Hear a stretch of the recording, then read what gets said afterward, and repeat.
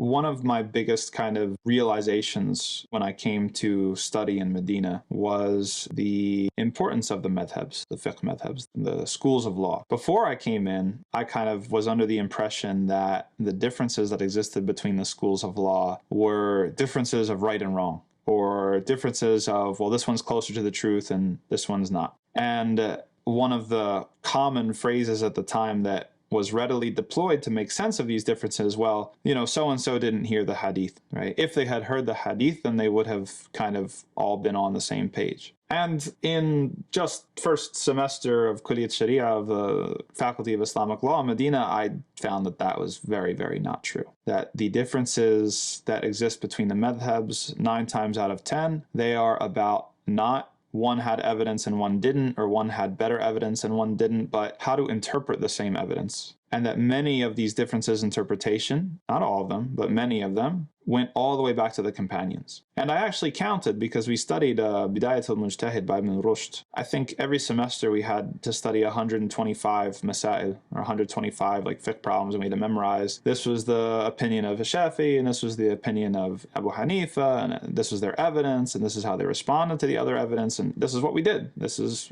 Sharia. And I thought, why don't I just count and see how many issues, how many fiqh issues came down to, well, so-and-so just didn't hear the hadith. And that first semester, I counted out of 125, one single issue where Ibn Rushd said that, this difference of opinion is really not very strong, and perhaps such and such a person didn't come across this hadith. At that point, I stopped counting, because I realized that that was a very, very rare occurrence. Is that usually the differences had to do with interpretation, and many times those methods of interpretation, they went back to the companions.